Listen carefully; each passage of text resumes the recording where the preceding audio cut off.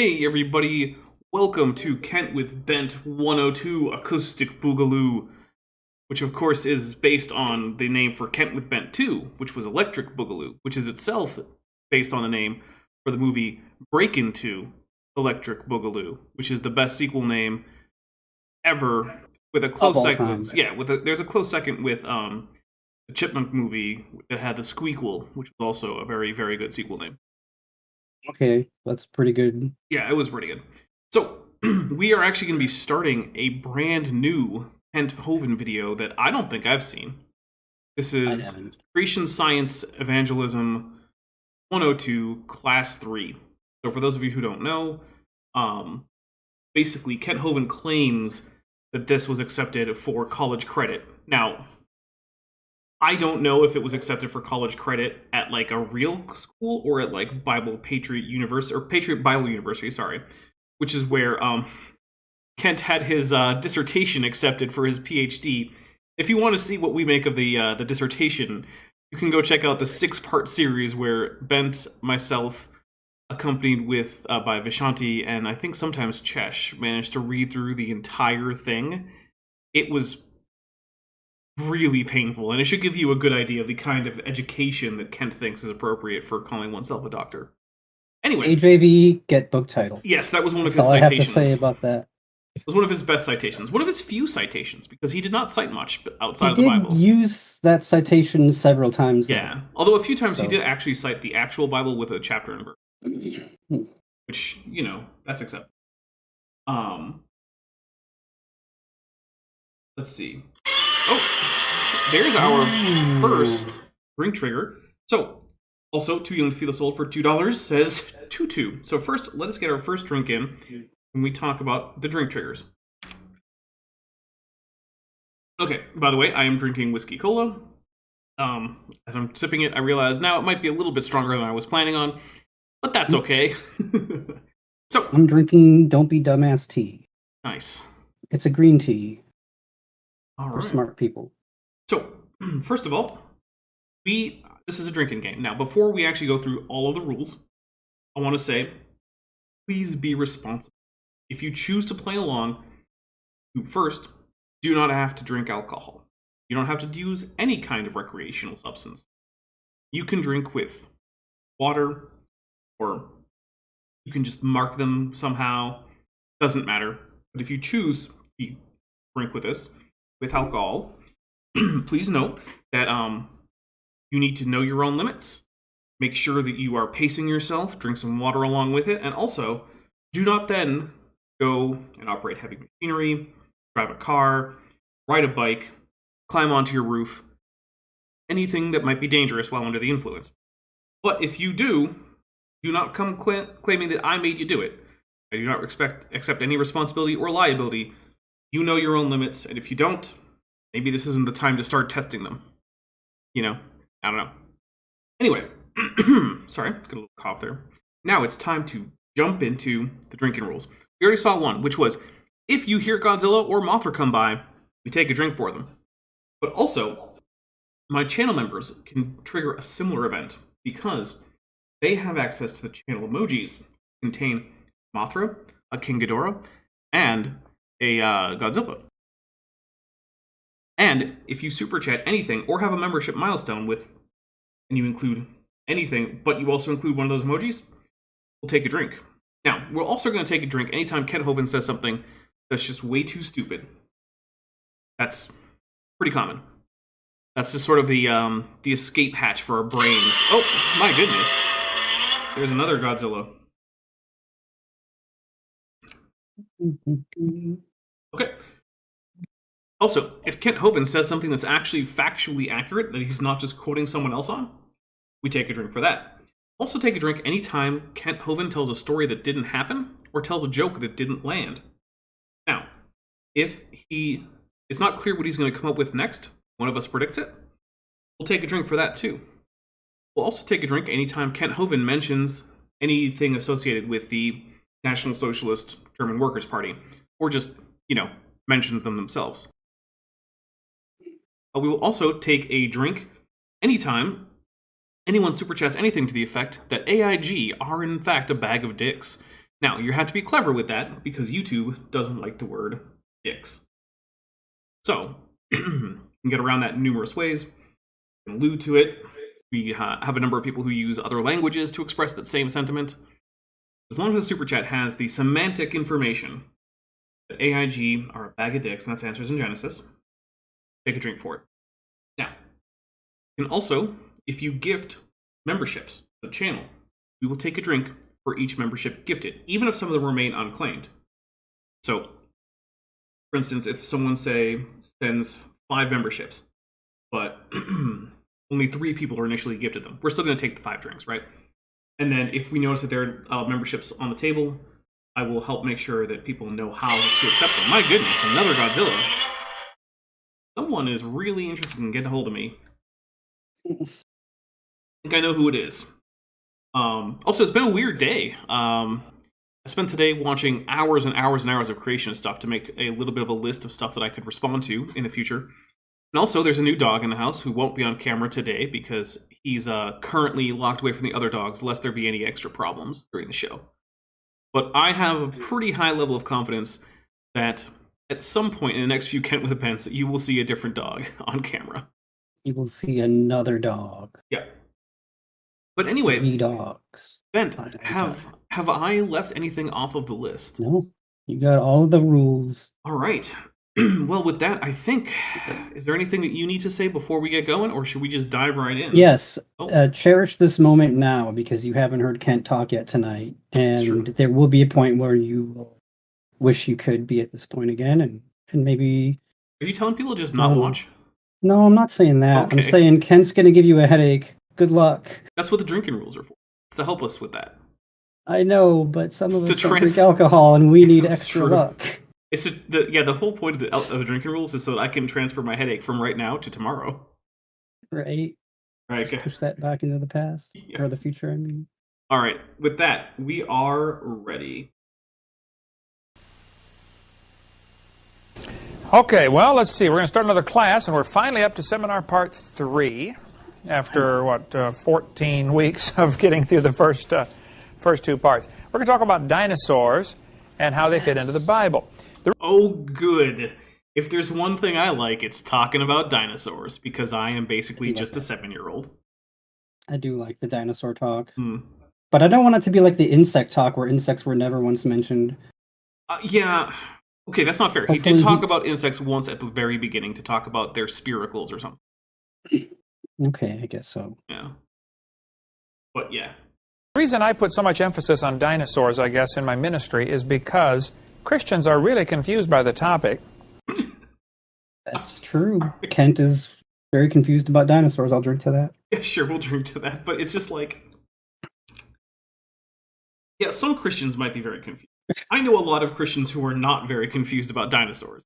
Well, listen, most Christians are not paleontologists, I would say. Yeah, but what I mean is, like, most of the Christians I know are no more confused about dinosaurs than, like, the average person, right? Like, they know some very basic facts about dinosaurs. They can name a few genera, maybe a couple species here and there, and, like, they basically know as much about dinosaurs as, like, you know, your average high school graduate or something. Right. So I just like the weird insults to Christians from Kent Hovind, like, Christians don't know anything about dinosaurs, reminding everyone that this is the man who, when I asked him in our debate how he could tell if an animal were a dinosaur or not, he could not answer that question, demonstrating that he did not know what a dinosaur is. Because remember, if you know what group of animals is defined by, how to recognize them is the same thing. So... having a nice definition or description would be good, but Kent doesn't have that. Well, he had never thought to look that up. He had never considered that notion in his decades of being called Dr. Dino by himself and his fans. At no point had he ever considered that maybe he should find out what a dinosaur is. And no one else ever asked him that until you did. Yeah, that's weird. I have trouble believing that. Like, no one in all those decades? Maybe not. All right, here we go. Maybe they did, but I don't think all his... I mean, how many debates did he do that were not recorded? I don't know. Hasn't he said he's done thousands of debates? I think he's usually giving hundreds as his answer, which is actually not that implausible given that he's been doing this for several decades. Oh, yeah, and most of those haven't been recorded, so it's possible he was asked that, but Also, I can see that the NB is basically harassing me with pelagic tunicate emoji. I never should have made that emoji. Jake Nelson for $10 says AIG is a packed purse of purple-headed Pedros. Bonus drink for illiter. Well, okay, it would have been a bonus drink for alliteration. Spelled it wrong. Yeah, we can't do that. But we will take a drink for the wonderful. Mark that on your bingo cards. Oh yeah. We have bingo cards linked in the pinned comment. Dr. Tapioca Weasel helpfully puts out bingo card links for these so that you can actually play bingo while we do this. Too Young to Feel This Old for $5 says, one might say that AIG is a pocket of rockets, a bag of wags, or perhaps even a room full of cannons. Ooh, yes, we'll take a drink for that too. Okay. By the way, guys, this is your third week wearing the tutu, right? Yes, third and final. Unless of course, we earn it again. Yes. All right, here we go. And I was confused by the topic as a new Christian. And so many millions of kids are being brought into believing in evolution via the dinosaurs. That's what Satan is using. And that's weird. Okay, look. I was in, I think, high school when I transitioned away from Earth creationism into, when Satan reality. Finally got to you. Right, when Satan finally got to me. But dinosaurs had essentially nothing to do with it. I just don't know. When I was a little kid, I was a young Earth creationist because, it's what my parents in my church were telling me. Actually, more my church than my parents. But my mom was definitely a young Earth creationist. My dad was sort of I don't really care about that particular topic. So, but they were like, oh yeah, no, the scientists are wrong about this because they're evolutionists and they use their atheist bias or whatever. And I was like, oh, okay. And I just went along with it. Right. And sure, in school they were like, oh yeah, dinosaurs lived millions of years ago. And I was just like, yeah, okay, no, they didn't, but whatever. True, they did. So, I don't know. I would be interested to talk to someone, because I've talked to a lot of former young Earth creationists, and not one of them has ever cited dinosaurs as the reason that they decided to be no longer young Earth creationists. It was cladistics for me. Yeah, that was a big one. There's a reason that Aaron Ra has his phylogeny challenge, which is basically the same thing. And it's very hard to deny evolution once you really understand how phylogenies and cladistics and stuff like that works. ERVs are a big thing too. Yeah, all this. Once you can understand that, it's like, oh, how do you rationalize that with a YC perspective? Yeah, it's really hard. It really is, and all the answers that you get from creationists are astoundingly bad to that one. They're particularly bad in that case, in my opinion. Well, they have to be. There's no explanation. Tom Boogan points out that he probably thinks that dinosaurs are giant reptiles. I presume he means Kent. And, I mean, technically that's not wrong. It's just incomplete, right? Dinosaurs are really large. I mean, hummingbirds are an exception, right? There's lots of lizards much bigger than hummingbirds and whatnot. But, they are reptiles in the sense of being sauropsids. So, it's incomplete. It would be like saying, well, what's a lizard? And you just say, what's a reptile with 2 eyes? Well, okay, that doesn't really help. A reptile part, yes, but they've all got 2 eyes, and the big part, lots of reptiles have been big. But I mean, they are reptiles. Anyway, here we go.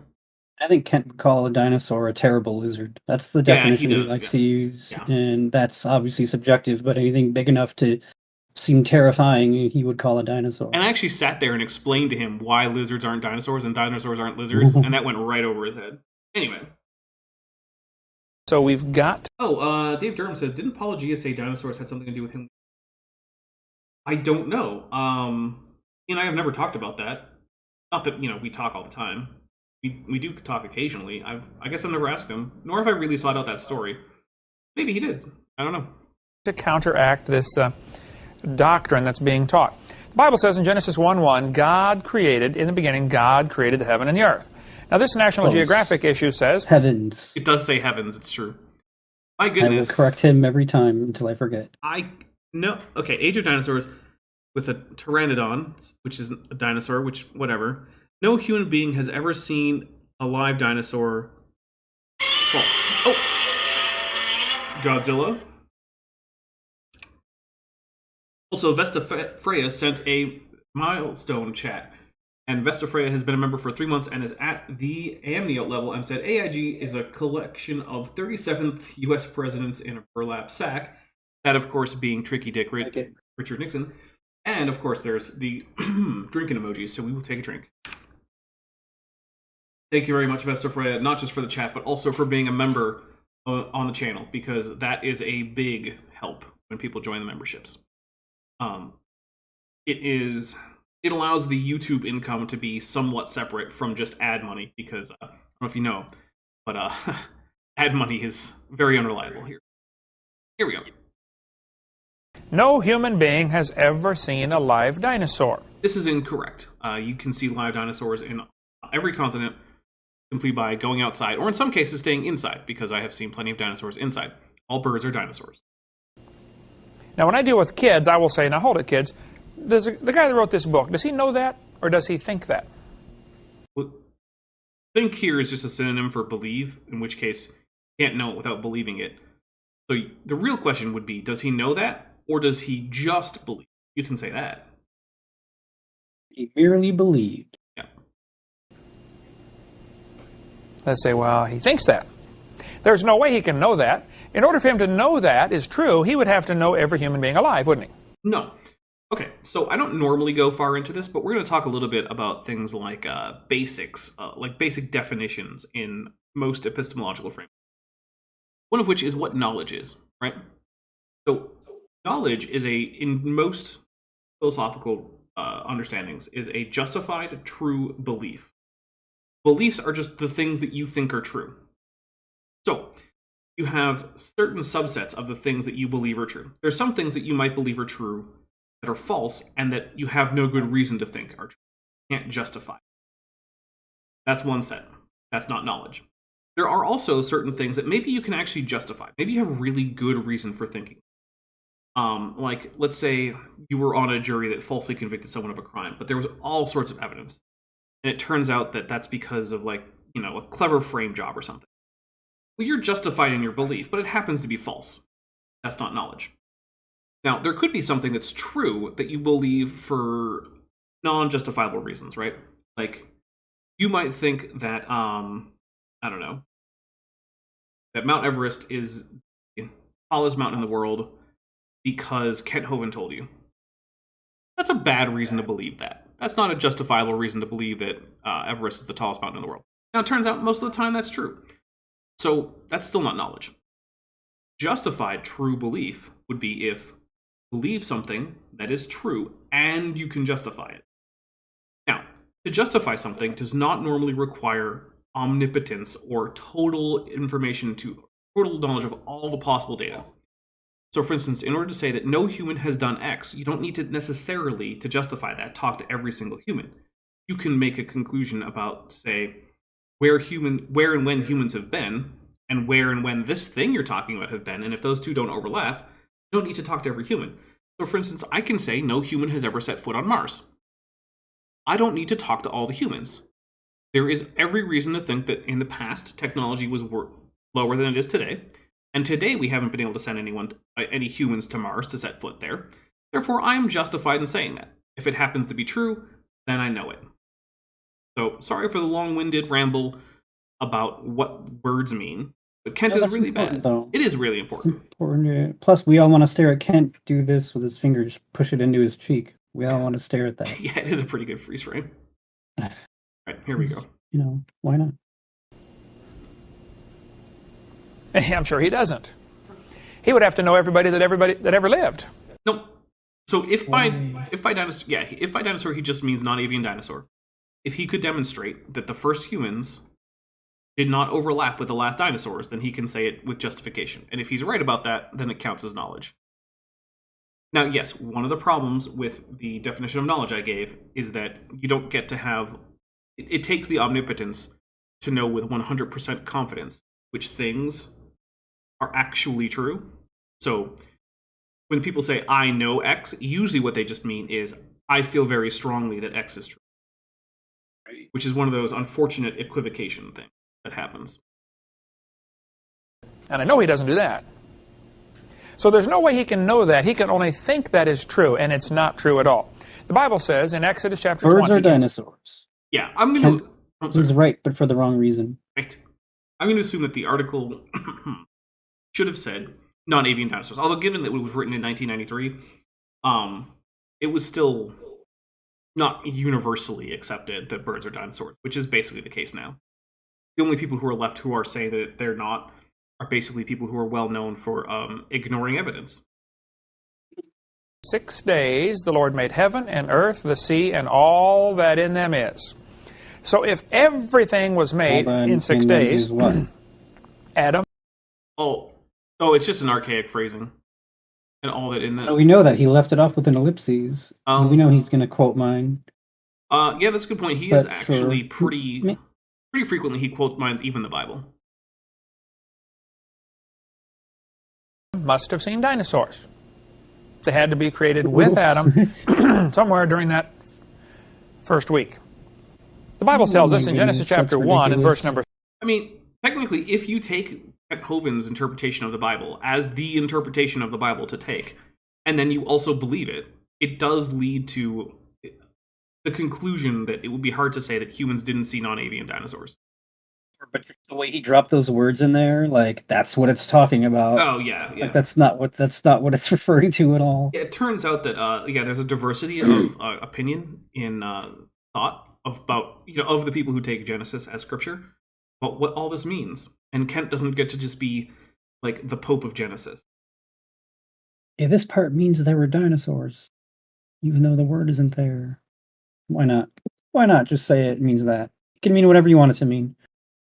6. God said, let there be a firmament in the midst of the waters. And we covered this earlier, how that this firmament is probably a layer of water, or the atmosphere, and a layer of water above this atmosphere. And we covered how that's physically impossible and would collapse almost immediately onto the Earth. And how even if it didn't, the things that Kent is describing would not end up with a paradise Earth, but instead a high-pressure death world with essentially no light. So, yeah, no. And there was also water under the crust of the earth. I mean, there still is to some extent. We'll get into a lot more of this on video seminar part 6 when we get up to there in about 40 years. Right? Ooh, I think he's going to talk about Hydroplate when that comes up. In case you guys don't know, Hydroplate is like one of the 2 big flood geology models that creationism has. When I say big, I'm sort of exaggerating because basically the only people who take it seriously are like Kent Hovind, Carl Baugh, Walt Brown, who invented it, and all 3 of those are fringe even for creationism, and then some like no-name YouTube creationists or something here and there, who sometimes have like Dave McQueen on to talk about things, even though Dave McQueen is a catastrophic plate tectonic guy. Catastrophic plate tectonics is basically the standard young Earth creationist flood model. The idea there is that basically pre-flood world is Rodinia, which is the supercontinent before Pangea, and then all of the actual movement of the plates that's evident in the geological column between like Rodinia and the current location of the continents, less like 4,000 years of drift, all happened during the 1 year of the flood. So the continents were racing around it basically like NASCAR speeds, which I don't have to tell you is not really much of a thing that they can do without, just melting entirely. So, yeah. Why does this canopy of water touch at the poles? Well, first we have a drink. But actually, I don't know. I think maybe he's trying to say that it's held up magnetically and therefore it dips at the poles. Because Kent has made the claim, unsubstantiated as yet, that certain kinds of ice at super cold temperature are magnetic, which I'm pretty sure isn't true, and I've never been able to find anything confirming it, but he's made the claim. I've never made that search, so. How the original creation was so different, and how this water that was under the crust of the earth came shooting up to the surface, and that's where most of the flood water came from. The Bible tells us... I mean, that is the standard Hydroplate story. I actually have a video series that I finished it, or am I still working on it? Now I can't even remember. Oh no, I just finished it, so it's up on early access, called Hydroplate Hype, where I go a bit more in depth into the Hydroplate theory, but we're not going to do that here unless Kent starts going into it.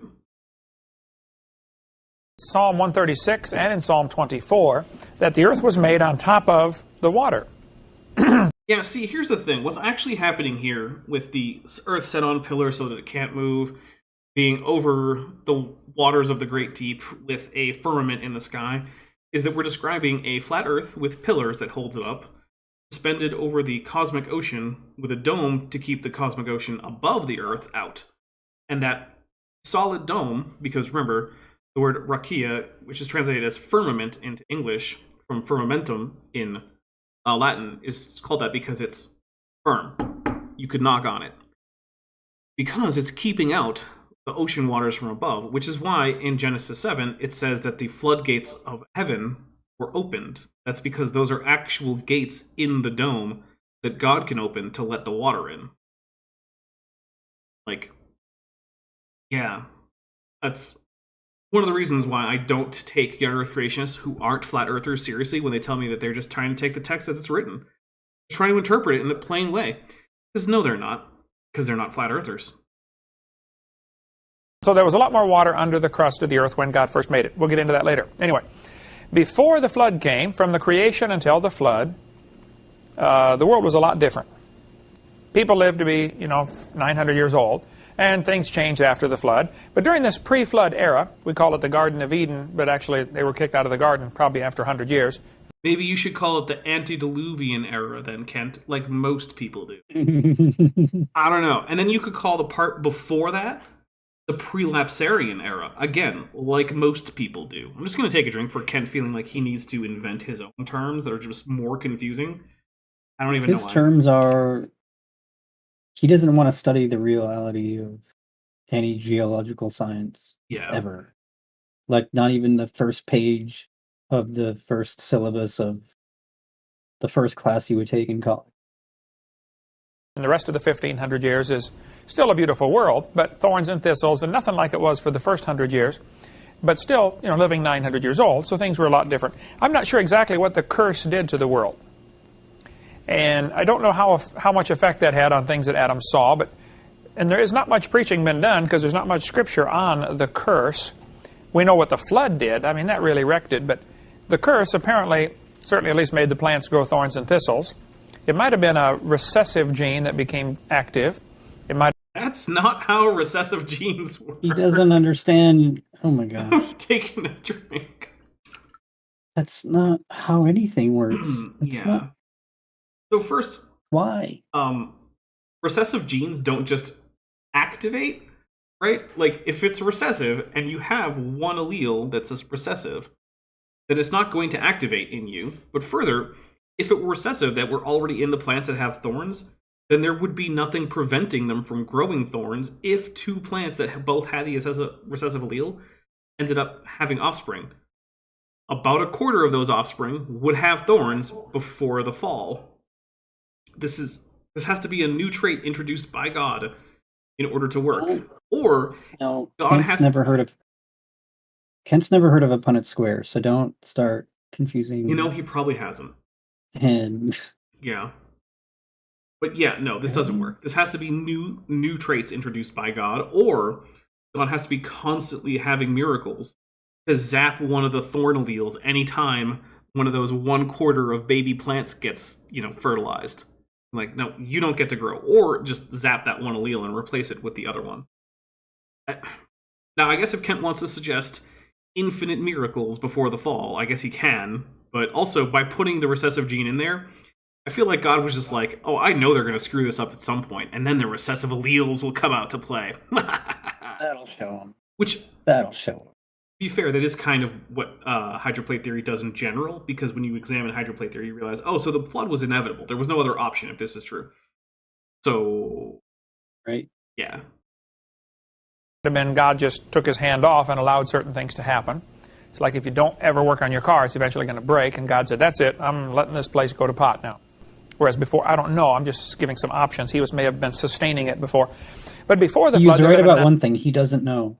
That's a good point. We'll take that as factually correct, because so far there hasn't been a lot of that. Good job, Kent. 900 years. After the flood, it dropped off to 400, then 200, and then 100, and today not many make it to 100. So it was a lot different back then. Now, reptiles during this time grew to be huge. See, reptiles never stop growing. At the end of your bones, there are... Okay, so first, many reptiles do not stop growing. However, birds do. And we have good reason to think that dinosaurs do. Because they have... long bones have growth rings. They're similar to the tree rings that you get on trees, right? And the thing is, you can tell if an animal is relatively old because it'll have, more and more pathologies. Now, it's not a great proxy, but it kind of works. And the thing is, we can see dinosaurs of what look like different ages as adults that don't seem to have had any extranumerary growth rings, if you will, compared to, what we'd expect them to just get after getting to adulthood. So, this is something that is actually at least somewhat testable. It looks like dinosaurs were probably determinate growers for all. Can I say that for certain? No. But there's no good reason to think that dinosaurs were indeterminate growers. Robert Atzett, who's been a member for 4 months and is at the amniote level, says Lonsdale K. Diagenetic Susceptibility and Anisotropy of Ice, Nature 164, 101, 1949. Interesting. Hey, Robert Atzett, could you send that to me on Discord so that way I can take a look at that? Because that would be an interesting study to know. All right, I also want to say we're going to take a drink because a Mothra and a Godzilla and a drink emoji were included. Thank you very much. Certain kinds of cells that continually grow until you reach a certain age and then they stop. That's why if you break your arm or your leg, if you break a bone when you're a child and you break it right across near the joint, there's a good chance you may have an arm shorter than the other or a leg shorter than the other because you mess up those cells that's where the growth takes place, and it's only at the end of the bone. These are growth plates, and that's basically true. It's not, I wouldn't call it a good chance, but yeah, if you damage the growth plate, then you can stop the bone from growing or growing correctly, which is not great. So yeah, we'll take a drink for that being mostly true. Okay, here we go. Reptiles don't have that. I believe that's false. I'm actually not so sure about reptiles and growth plates, but I'm pretty confident that's false, but not so much so that I'm going to take a drink for it. They grow all their life. They never stop. People stop growing, at least vertically, when they're 16 or 18. Oh, that was a drink, or that was a joke that didn't land. Yeah. Good job, Kent. You told a joke that, of course, didn't land. I've seen them grow horizontally after that for a long time. But reptiles simply never stop growing. Eric, remember when we went to the alligator gardens, or what was that called? Alligator Farm in Orlando? We asked the guy, how big do these alligators get? He said, well, we raise them under close to ideal conditions here. All of the ones in the pond are the same size, so there's no competition. That does not stop competition between alligators. What it does is stop them from being able to completely bully other alligators. But trust me, alligators who are the same size are definitely in competition. Yeah. There isn't a big one to eat the little ones. In this pond, it's all 1-year-olds. In this pond, it's all 2-year-olds. And he said we give them all the food they can handle, so they don't have to fight for it. And we get them from egg to, in 1 year, to 5 feet long. After 2 years, they're 7 feet long. After 3 years, they're about 8 feet long or something. They never stop growing, but the growth rate declines. Now, Bent, is there such a thing as an infinite series that declines in percent change that does not go to infinity after an infinite amount of time? Sure. Is that like a limit? Could you say that series has a limit? Sure. Huh. Weird. Now, I feel like infinite series aren't like, the most basic bit of mathematics. I feel like that's probably like post-high school kind of thing for most people. Unless you took like AP calculus or something. I don't know. Maybe. Who knows? But it's also not like the most complex math in the world. Like if you have any passing interest in things like science, things like that, you should probably know what an infinite series with a limit is, right? So here's like an example. If I start with 1, and then I add a half, and then I add a quarter, and an eighth, and a 16th, and a 32nd, and so on, right? In every step of this series, I add half the amount of the previous series. My limit is 2. I can do this series an infinite amount, and I will never get past 2. But if I could somehow complete the infinite series, to actually do this an infinite number of times, I would hit 2. Here's the thing with indeterminate growth in reptiles. It has a limit. You cannot simply get an alligator mississippiensis, right, the American alligator, to grow to be 40 feet long, even if you could keep it alive for millennia. That's not how indeterminate growth works. Assuming this to be true before the flood, there's no reason it wouldn't be, the reptiles would grow to be huge. I don't know, Ken. You didn't poll everyone who was there, and earlier you said that to know anything about what all humans have encountered, or what humans have encountered generally, you would have to know everyone. So you were neither there, nor have you talked to everyone, so I think you don't have any reason to extend that into the past, but we'll let you do it for now. The NB asks about what about alligator sinensis? I mean, it would end up having an even smaller limit, but it would be the same. Alligator sinensis is the Chinese alligator. The other alligator, because there are 2. There are 2, and neither are dinosaur. Correct. Son of a... However, in Alligatoриdae, there are more than 2 species. They're just not alligator caimans. So, they're lost. Like the Cuvier dwarf caiman, the most adorable alligatorid, or even just crocodilian. They're very adorable. Cuvier dwarf caiman. Don't get one as a pet, though. I won't. Yeah. Dinosaurs were just big lizards in the Garden of Eden. Ooh. Okay, let's take a drink. That's really, really, really, really stupid. Yeah, we're gonna have to unpack that a bit. Okay, so first, dinosaurs aren't lizards of any size. There's a number of problems. One, the femoral head of lizards is in line with the femoral shaft because their limbs are sprawling, even in the hind limbs, whereas dinosaurs have a femoral head that is distinctly offset and angled from the shaft so that they can have their upright legs. Let's see. Also on the femur, since we're on the femur, like all other archosaurs, dinosaurs have a 4th trochanter of the femur, whereas lizards only got the 3. And that 4th trochanter connects the femur to the tail via the caudofemoralis longus muscle, which is the main retractor muscle in archosaurs, like alligators and dinosaurs. While we're there, we can also talk about, we'll go down a little bit to the ankles, where dinosaurs have no ability to move their ankle bones in any plane other than the sagittal, which just means back and forth like a hinge, just like the knee joint. Whereas lizards, as you probably have known if you've ever looked at a lizard walk, can move their ankle bones in many directions. It's like a human, or a bear, or most animals. Yeah. Let's see. Dinosaurs have expanded neural arches on the caudal vertebrae for ligament attachment, which helps them hold their tail up off the ground, unlike, say, any lizards, right? But also, interestingly enough, somewhat like alligators and crocodilians, who, while the distal portion of their tail does drag, if you watch them walk, you'll actually notice that when they high walk, they can keep a good third or so of the tail up off the ground. That's because they also have expanded neural arches as archosaurs. But we also have the fact that if we go back to the hip, the dinosaurs have an open acetabulum. That's where the hip socket is. Your hip socket is called the acetabulum. In most animals, actually all of the ones that aren't dinosaurs, that's a cup of bone. And a few things that are near dinosaurs have a little tiny opening there. It's just a little hole. Whereas in dinosaurs, that's just an open ring of bone. Also, dinosaurs have more than 3 sacral vertebrae. Those are the vertebrae in their hips.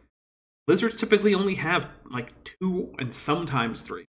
And dinosaurs have sacral vertebrae that are firmly attached to the iliac blades, forming this high iliac arch. That whole conglomeration is called a synsacrum. Also, dinosaurs, unlike lizards, have thecodont teeth, which means teeth in individual sockets, whereas lizards don't have that. Lizards also have a parietal foramen at the top of their head that allows light to access their pineal gland. Dinosaurs don't have that. Also, dinosaurs retain, in most cases at least, the basal condition for the temporal fenestrae with both superior and inferior, whereas lizards don't. Let's see. Dinosaurs, like other archosaurs, have a antorbital fenestra, which is a hole in the skull in front of the eyes to help save weight. Lizards don't have that. Let's see. A different number of toes and fingers. Let's see. What are some other good differences? I think that's probably enough for now. So that's a pretty good list. Yeah, no, you can't just grow a lizard into a dinosaur by letting it live a really long time. They're fundamentally incompatible that way. Also, we have baby dinosaurs as fossils. They're not lizards. Right, they don't look the same. They're not. Right. So no, Ken. Yeah, it's... The Garden of Eden didn't change how they grew to different shapes. Like, what is this imagination level of a 3-year-old? Yeah, especially since we also have baby lizards as fossils, right? Like, we have both of these things. They're not the same. They're... golly. So the obvious question comes up. Do you think Noah took dinosaurs on the ark? No, because there's no such thing. Well, sure. Were the Triceratops People say that. blue? Probably not. That would be interesting to see. Probably not, although I appreciate that he's going with the Power Ranger color for the Triceratops. Because there have been 2 blue Triceratops Rangers, so... Nice. Yeah. Dinosaurs on the ark, they're kind of big, aren't they?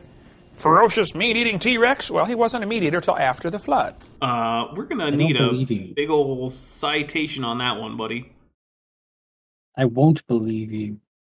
Yeah. Yeah, bring babies. I mean, Noah was 600 years old when he built the boat. This is dumb, and we're gonna talk about it. Boat or an ark? Well, I know. Okay, so there are a number of problems with the idea of just taking juveniles. For one thing, juveniles actually require more care than adults. Now, they don't always need more food, although pound per pound they do. But yeah, juveniles are very prone to injuring themselves, to getting into trouble. They need to be fed more frequently, although, like I said, not always as much, but still more frequently because they're growing faster, higher metabolism than adults, generally speaking. Also, there are some organisms that over the course of a year will mostly grow up. So while you might have started with a little tiny baby sauropod, by the end of the year, you're going to have 2 subadult sauropods that are going to be taking up all that space that you thought you were saving by bringing on essentially eggs in best case scenario. Also, most likely, many dinosaurs had some kind of social life. And this also goes for other large animals that you might have wanted to bring on as juveniles according to this. And you can't simply raise them in isolation, in a pair, in a pen, on a boat for a year, and expect them to come out as, like, well-adjusted members of their species. Now, it's extreme with humans, but, like, imagine if you took, like, a child, a baby, and other than feeding its basic physical requirements, you just didn't give it any social interaction. That's not going to be a healthy, functioning member of society when you get that baby, that now adult, out of there. So there's also that. You can't just simply raise members of social species in isolation and expect them to come out and be able to reestablish that social dynamic. So, yeah. There's many reasons why this is not the quick fix that Ken thinks it is. Also, for $5, Vandalia 1998 says, you have been here for at least 66 million years, maybe 150 million years, that's closer. You must be super gigantic, according to Ken's logic. Citation needed. Yes, presumably I would be much bigger than the 2 meters at which I actually... Big as Texas. At least. He probably was smart enough by then to figure out you don't have to bring the biggest ones. Bring 2 babies. Just be sure to get a pink one and a blue one. That'll be important later. There's a joke that didn't land. Take a drink for that. By the way, less than half of you have hit like, which once again, I hate to keep having to say, it means I like less than half of you half as well as you deserve. So, hit like so I don't have to keep saying it. Thank you. A lot of reasons why you ought to bring babies, okay? Number 1, they're smaller, obviously. That's fair. We'll take a drink. That's true. Babies are smaller than adults, yeah. They weigh less. That's part of the same thing, but sure, we'll take a drink for it. Well, you would think so. I mean, I guess hypothetically you could just have super dense babies as a thing, but that seems unlikely. You never know with Uncle Kent. True. 2 or 3, they eat less. No, that does not follow. Now, sure, if you have, say, a baby human, and you like weigh the actual food that it needs, it's going to be less than an adult human. But as that grows, that's going to change. I don't know, but have any of you here ever known or been in a position to feed teenage humans? When I was a teenager, I ate more food than the entire country I live in produced, which is weird because there's like 335 million people, and I swear I ate that much food. Yeah. I could not stop eating. Yeah, and here's the thing. Over the course of a year, many large animals will actually get to the point where they're hitting puberty. Because many large dinosaurs had to grow up fast. So, yeah. Very fast, like less than a year fast. Right.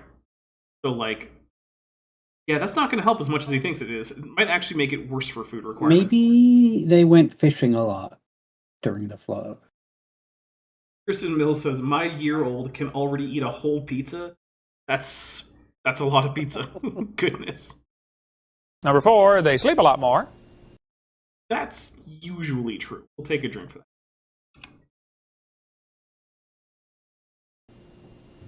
And they're tougher. Yeah, kind of. They heal faster. Kids fall down and bounce and get up and keep running.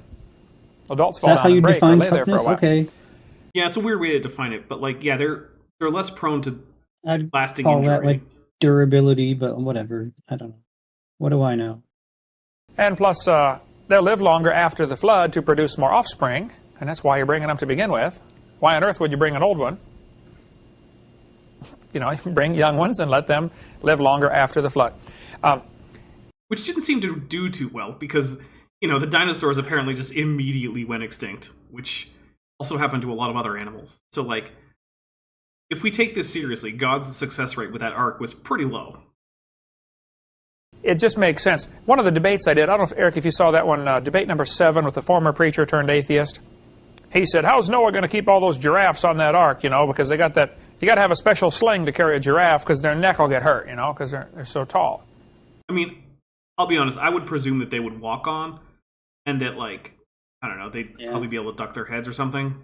I feel like they can support their own heads and necks with their own necks. Yeah, I don't think... It seems like most giraffes I see aren't struggling to get their heads up in the air. Yeah, I don't think the idea is supposed to be that Noah had a crane lift the giraffes. And, like, I don't...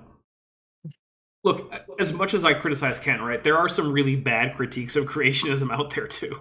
So, Vandalia 1998 for $5 says, we all need those baby mammals... all those baby mammals are going to need... No, okay, missing no. We all know those baby mammals are going to need milk from their mothers that no one needs to have a supply of. Yeah, maybe that's a reason why Kent might say that, like, mammals were brought on as full-grown adults, but now he's about to say that giraffes weren't. But maybe, like, this is a post-weaning, but pre-adulthood giraffe that he's taken on. Like, maybe it's like a yearling giraffe or something. I don't actually know for certain when giraffes were, but I'm going to go out on a limb. Probably not much longer than 2 years.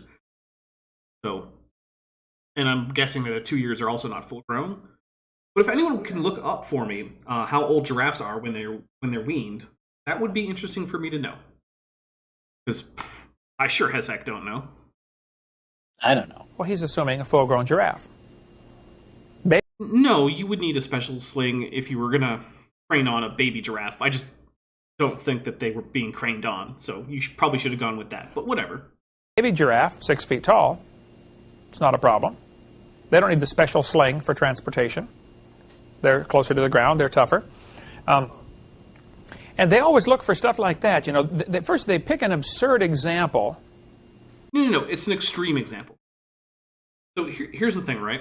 When you're critiquing an idea, it's valid to find the most extreme example you can and point out that makes the scenario absurd. That's an argumentum ad absurdum, which says, if we follow your idea to its logical conclusion, the results are absurd, therefore your conclusion must be false because we do not allow, essentially, paradoxes.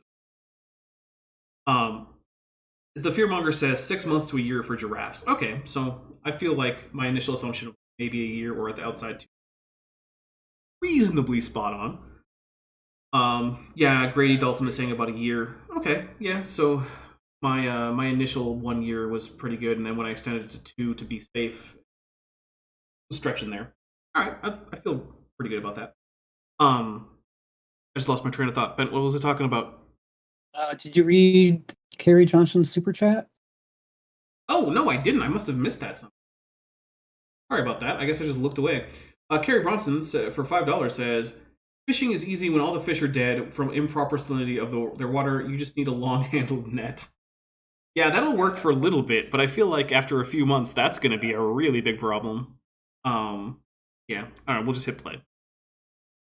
Like how did he fit those billions of species of beings? Oh, right. We're talking about argumentum ad absurdum. So yeah, if it in fact is legitimately the case that your position leads to absurd results, that is a good argument against it. Of course, the problem is that an argumentum ad absurdum is hard to do because chances are that your opponent knows their position better than yours, and your argumentum ad absurdum... Oh, take a drink for Godzilla. Probably is ignoring something that they would say that they actually believe that would in fact negate the absurdity of your answer, which actually is what I think is happening here, right? This guy is trying to use an argumentum ad absurdum with the giraffes, but I don't think it's a good one. So there you go. Yeah, argumentum ad absurdum is valid, but it's tricky. Beetles on the ark. The question is always flawed, and you have to learn to watch for that. This scoffer said, how did he get, he says he took 7 of the clean, and the giraffe chews the cud and has a split hoof, so he'd have to take, 14 giraffes, 14... By the way, Vishanti, who's a frequent guest on the channel, has in fact asked rabbis whether or not giraffes would be kosher. Apparently the general consensus is yes, but they're probably still not on the menu because who wants to raise and slaughter giraffes? 14, 15-foot tall giraffes on the ark? Ha, ha, ha. You believe that happened? I try to point out to him, first place, he took babies, okay. Babies is going to be a problem. You're going to have to hand bottle feed all of those, and I don't know how Noah is going to make giraffe milk substitute in addition to all the other stuff. You're going to have to at least bring yearlings. So, yearlings, Kent. Okay.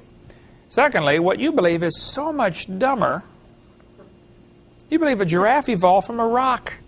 No. No. No one believes that. Nobody thinks that's what happened. Nobody thinks that. Here's the thing. I know that nobody thinks that's what happened. Not up to 8 billion. The thing is, Ken has been told over and over and over again that that's not the position of his opponents. And he is essentially proud. Yeah, he's basically proud of strawmanning them. He's proud about being intentionally wrong about this point. It's one of the weirder things about him. It is strange that he knows he's wrong, but he smiles about it. Yeah, while admitting to it. He's like, oh, all these evolutionists and atheists, they tell me they don't believe that. But they do. No, they don't. No, they don't. Generally speaking, unless you have extremely good reason to think someone is lying to you, if someone tells you, I believe X, the only reasonable conclusion is to say that they do. And if they say, I don't believe X, the only reasonable conclusion is to say that they don't. All things being equal. Yeah, right. There are extenuating circumstances that can change that default answer, but like, for the most part, there's not many good reasons to doubt someone when they just say that. Now, if you can see like inconsistencies in their behavior based on that belief, then maybe, but I don't know what inconsistencies Kent would point to. Over 4.6 billion years ago. I don't understand how they can strain at the gnat and swallow such a camel.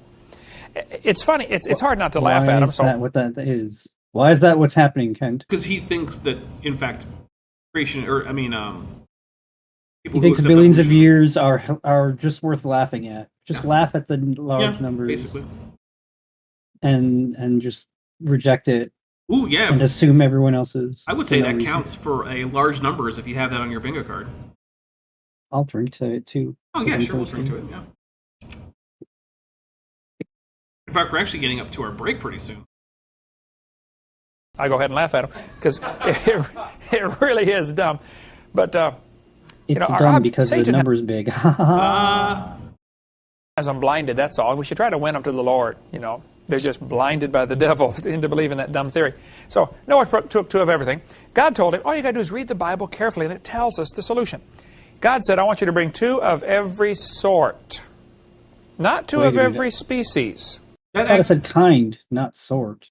It's going to depend on your exact translation. But one of the things here is, though, that, like, that's not the solution to how to know and bring the big animals. That's the solution to a problem you haven't set up, which is how could he have fit all of the species that are at least extant?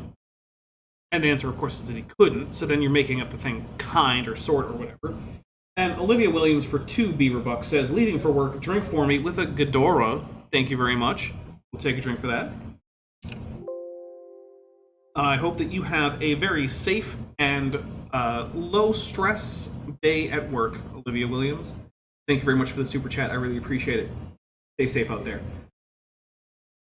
Carrie Bronson's for $5 says, the gnat bites the inside of my throat. Camel meat is tasty, allegedly. It makes sense.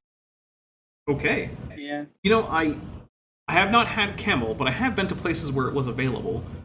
So I don't know. I mean, I know some people like it. It's a very common dish in, like, the Arabian Peninsula.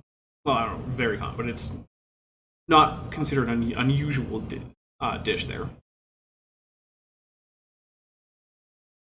Here we go. What happened in the mid-1800s, they started arguing about, you know, a doctrine was taught, and many teachers taught this, called the fixity of the species. So if there's a certain animal, like a dog, like the Alaskan Husky, that really is comfortable and survives in cold weather and would be miserable down in hot weather, probably wouldn't survive. I mean, if somebody was chasing him, he's got all that hair on him, he would overheat quickly. Whereas, you know, a short-haired dog like a dingo is very comfortable in hot weather like Australia. If you put him up in Alaska, he's going to freeze. Okay, so some people are going around. I kind of now want to know if there are any, like, dingoes kept as, like, pets or something in Australia. I mean, they're not common pets outside of Australia. They're not even common in Australia, but, I mean, they are kept as pets in places in Australia. But, like, I don't know. Because they are dogs. They are actually... They're feral, right? And they've been feral for a very long time, so they're not usually as good or as well-behaved a pet as, like, a dog that doesn't have that history of being feral for thousands of years. But, like, people do raise them. They do okay. And they don't actually seem like they'd be that bad at the cold, but I don't know. I don't know all that much about dingoes. I'm not an expert in dingoes. Oh, Too Young to Feel This Old had camel. Quite enjoyed it. That's good. I mean, look, I would try camel. I'm not opposed to it. I just was too busy eating lamb when I was in Dubai. So, because I really like lamb, and there was a lot of very cheap lamb. Yes, there was. Yeah, so I was just stuffing myself full of lamb. I'm teaching, well, this proves God made the dingoes in Australia for Australia, and he made the huskies in Alaska for Alaska. Okay, by choosing dog breeds, or in this case a dog breed and a dog landrace, he's getting it wrong. But if you just change it to, like, wolves versus, like, jackals or something, then it actually does work with the idea of species fixity. So I'm going to take a drink for Kent basically getting it right, even though instead of using breeds, he should be using different species, which it's a fairly minor thing at this point, because, I mean, the difference between a wolf and a jackal is not that bad. Yeah. But also, I think it's actually time for us to take our quick break. I'm going to refresh this drink. It's getting pretty low. And please, while we are gone, enjoy the musical stylings of Beethoven, the man you see in front of you wearing that tutu. That tutu that we are about $140 away from getting him to wear again. Otherwise, no more tutu for a while. Well, or just until they do it again. Or until the donation incentive is met. Yeah. All right, guys. Well, we will be right back. Please stick with us and hit like if you enjoy the music.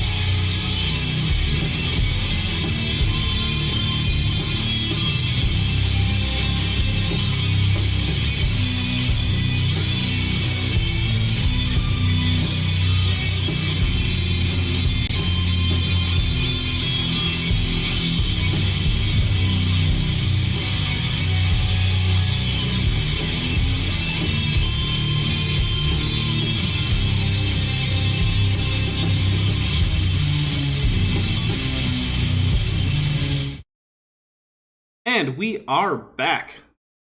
Thank you, everyone, for sticking with us. Those of you who did, and I am seeing that now far more than half of the people watching have hit like. I appreciate it. We will do... You know who you are. Yes. I'll do my quick after break little spiel, which is to say, hey, I would really like to make this channel something that I can continue on despite things like repeated adpocalypses and YouTube just willy-nilly changing their monetization rules and deciding after the fact that people have been inaccurate in rating their own videos, even though under the old rules that they were rating them under, they weren't.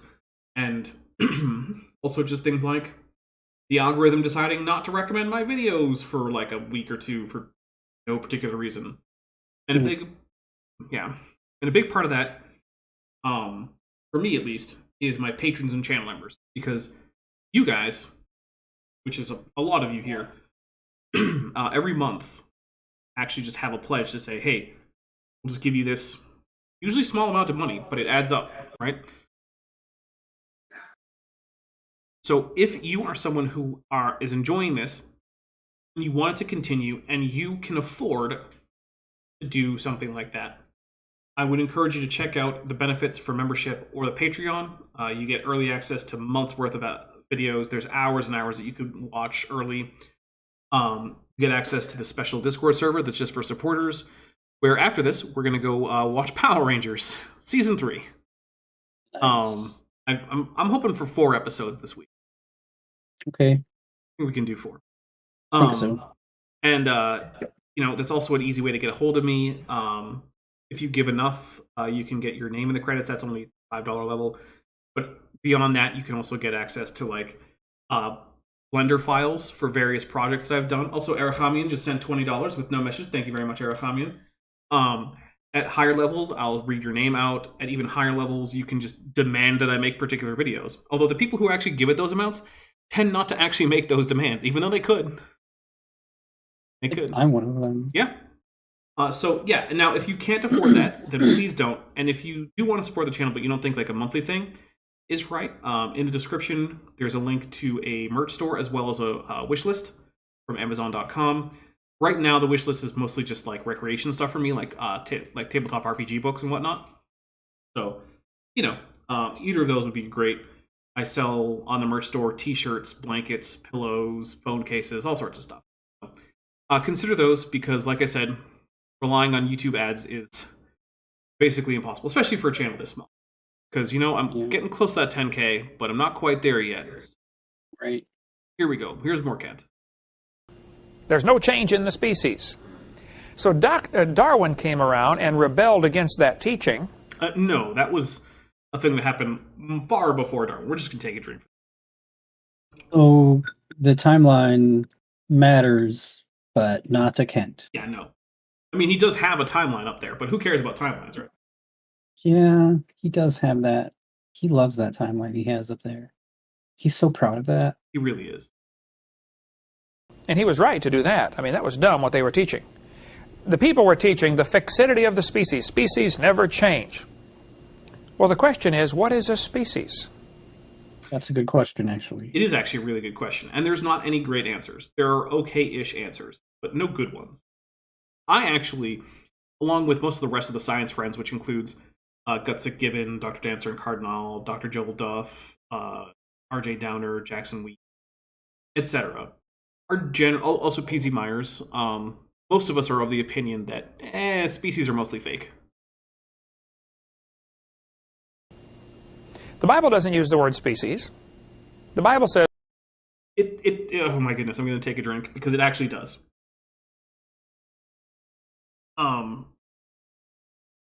See, the thing is that when the Bible in Hebrew says mean, which is what in English gets translated as kind, you know what word that is in Latin? Species. It's literally species. Oh. Yeah.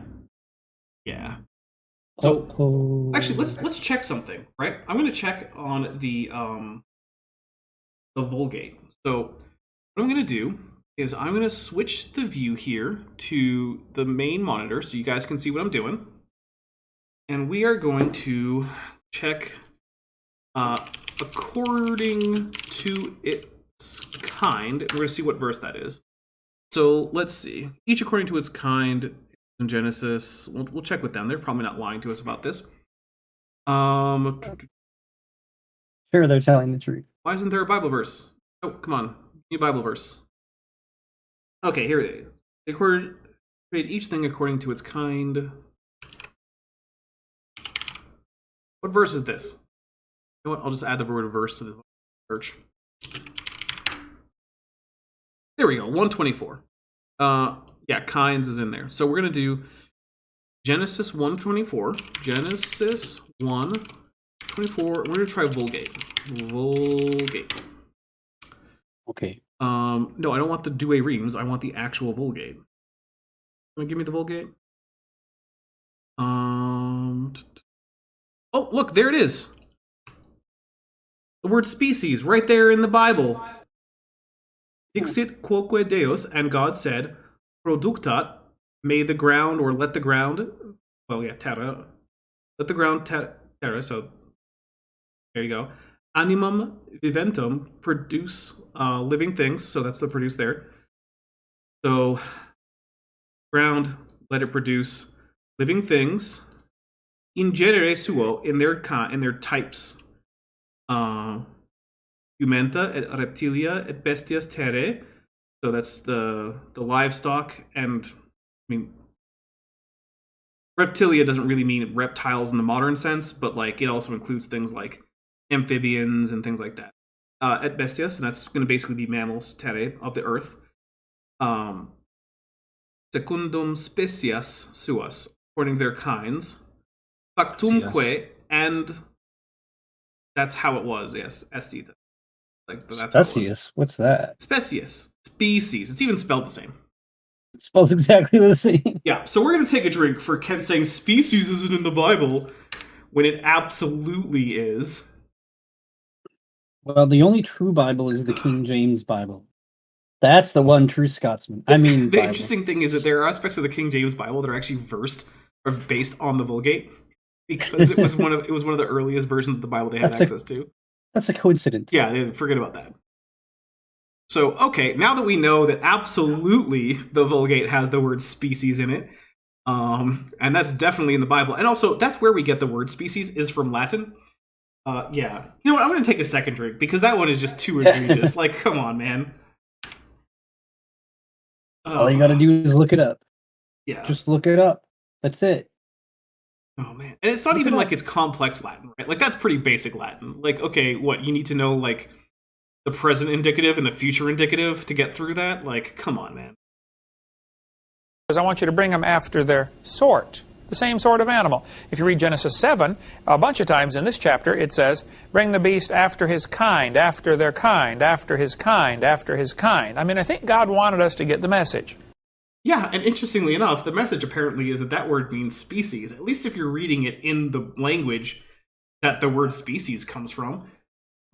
Weird. Interesting. It's the basic kinds, not the species. So the argument is... if only those words weren't synonymous. It's not species, it's... Yeah, oops. Kinds. And if you're going to get into a discussion or a debate or an argument on creation or evolution... Eric Foxy says, I bet Kent would say Latin. Latin. Like he says water. Yeah, Latin. Probably. There's a pretty good chance. Latin. All right. And I would encourage you to stay away from the word species. Why? It's right there in the Bible. Don't use scientific terms when you're talking about science. Or even biblical terms, because remember, it is in the Bible. It is. It's in the Bible just as much as the word kind is, because here's the thing. The word kind isn't in the Hebrew text. So no, it's not. Yeah. They don't have much English in Hebrew. Turns out they do not. No. I mean, modern Hebrew has some loan words from English as far as. And also sometimes, they have to use like English proper nouns and stuff. But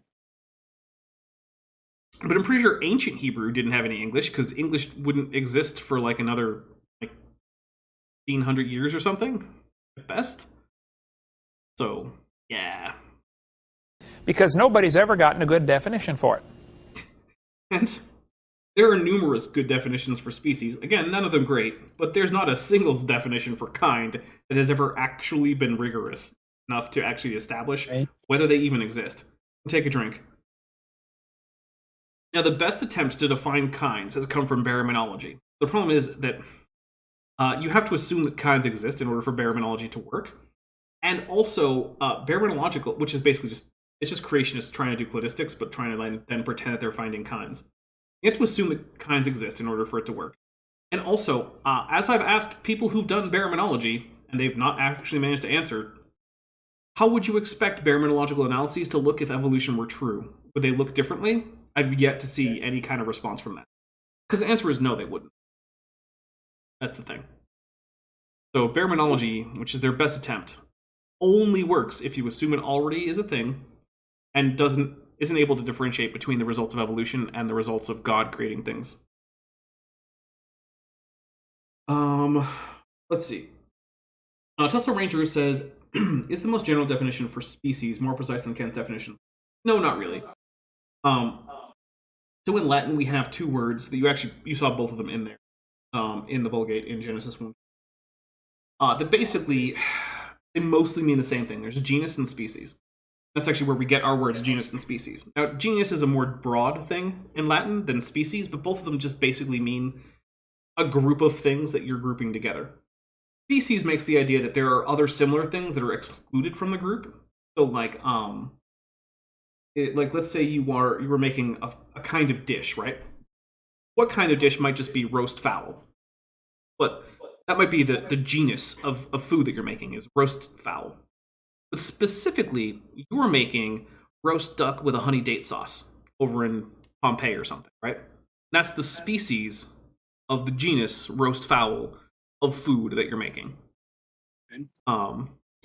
But yeah, it's not actually all that much more rigorously defined than kind is in the Bible, or mean if you're going for the Hebrew. Yeah. They'll say, well, animals. Also, I now kind of want roast duck with honey date sauce. Yeah, me too. I only picked it because it was period appropriate to Rome, but like, that actually sounds really good. I want lamb. Yeah. Animals that normally breed together are same species. Okay, well, a dog and a wolf. Well, okay, that's biological definition. There are others. So there are others like the ecospecies, which says that species are a group of animals that are living in the same environment and are occupying the same niche and are also a part of this, like breeding group, right? So the ecospecies says that you can have something that meets the biological definition, like say wolves and coyotes, but because they don't live in the same environment and the same niche, they're separate ecospecies. You also have things like the morphospecies, that says that say these two animals form distinct. These two groups of animals form distinct and separate morphologies, which are identifiable with certain characteristics, and that because they are distinct and they form coherent groups, and these distinctions can be carefully demonstrated and measured, that therefore they're different morphospecies. There's the chronospecies concept that says if an organism has changed sufficiently in its morphology over a period of time, but it has maintained a single breeding population the whole time, it's still reasonable to give it a new species designation after a certain period of time. We have a number of examples of organisms today that are actually just the latest step in a chronospecies. The condor is like that. The African black vulture is like that. In the past, the members of genus Thalassocnus or even the members of genus Triceratops are both almost certainly chronospecies. So yeah, there's more than one species definition. And like I said, I mean, to some extent, species are fake, right? There's no hard borders around species. Species are things that humans talk about to make talking about organisms easier. Yeah. Are different species. Canis lupus and Canis domesticus. Wrong. First of all, there's no such thing as Canis domesticus, and there never was. That's Felis domesticus, there's also Mus domesticus. Plus flag. Take a drink for that. Also, even when Kent made this, the dog was Canis lupus familiaris. It was not a different species in terms of taxonomy when Kent made this. Yeah. But they can still breed and have puppies. Okay, by the way, we're going to talk about the domesticated thing, right?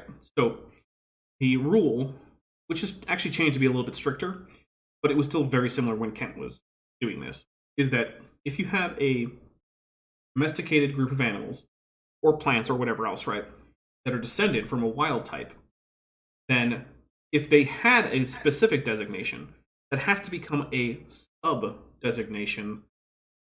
subspecies designation within the species that is designated for the wild type. So dogs had to be Canis lupus familiaris, which also I believe now makes horses no longer equus caballus, but equus ferus caballus.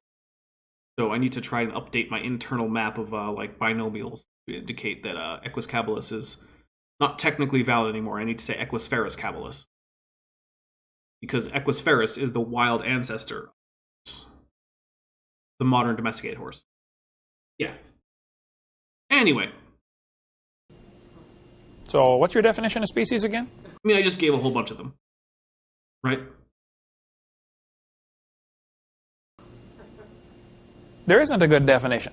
You know what? That's true. We'll take a drink. No, there's not a great one, but it's true. Species are mostly silly, but humans need to talk about them. So we put them, you put them in boxes. And I had to follow along with your boxes to communicate with you. Yes, we do. We like our patterns. Mm-hmm. Now, the biblical kind, if you go back and read Genesis, God says they're going to bring forth after their kind. That actually sounds a whole lot like the biological species definition. Just saying. Right, the law of monophyly. So the way you tell what a kind is were they originally able to bring forth offspring? Ooh, originally, I like how he's tossing that in there, because he knows that modern animals that he would like to lump together can't keep interbreeding, and therefore don't meet his biological definition of species. Interesting.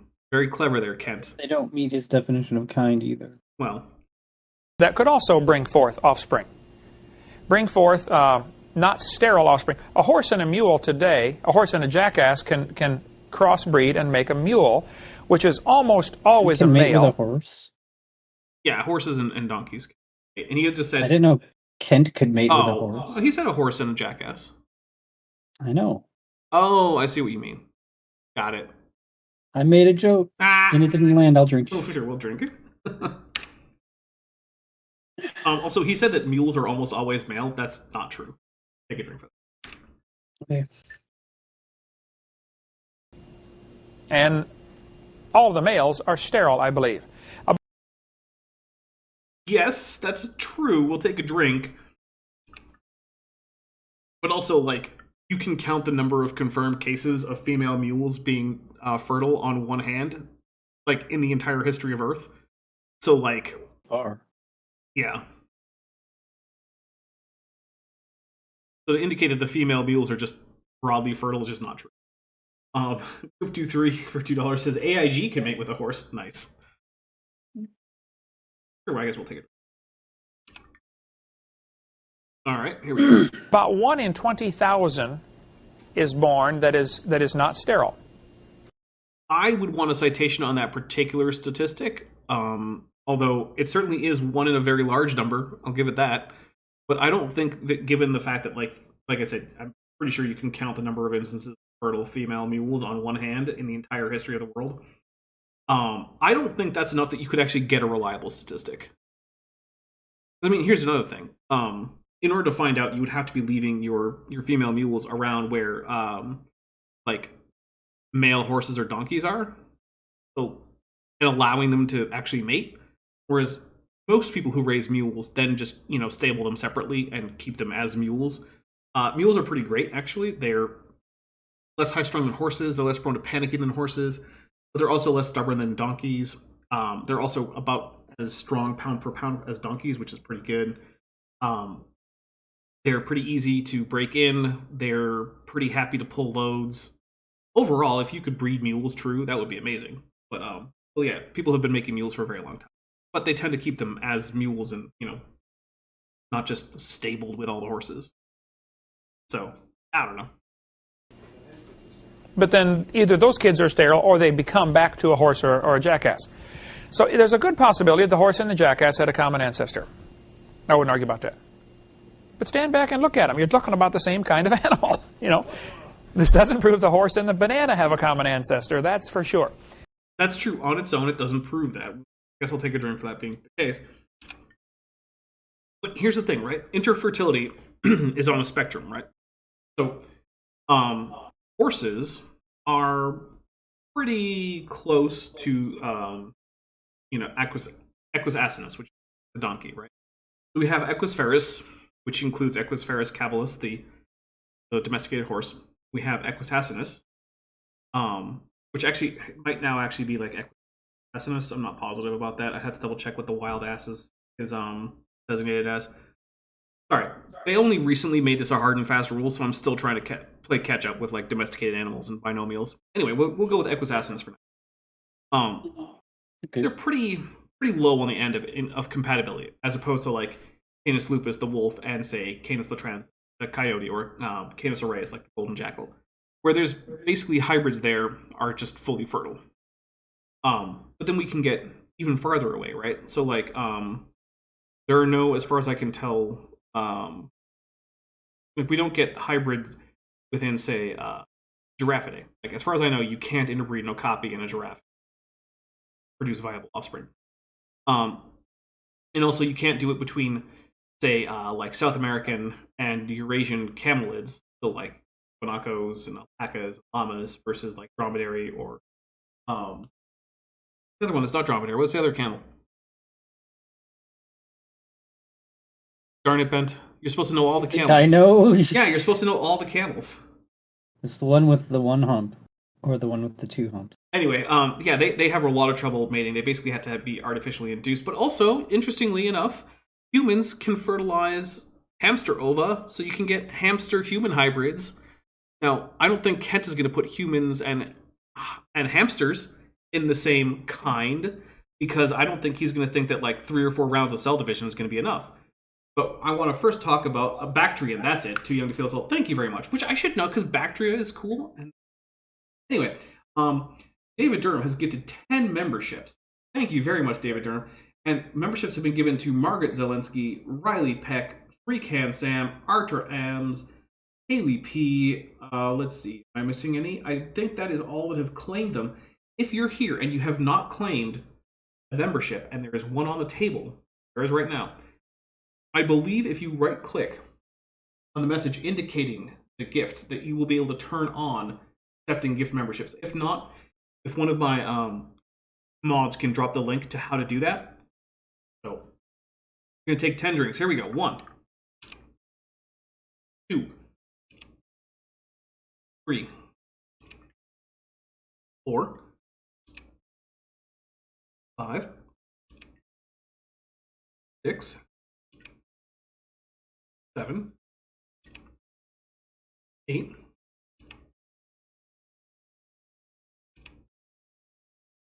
and 10. Well, I'm getting a little bit of brain freeze because I have a lot of ice in here. Ooh.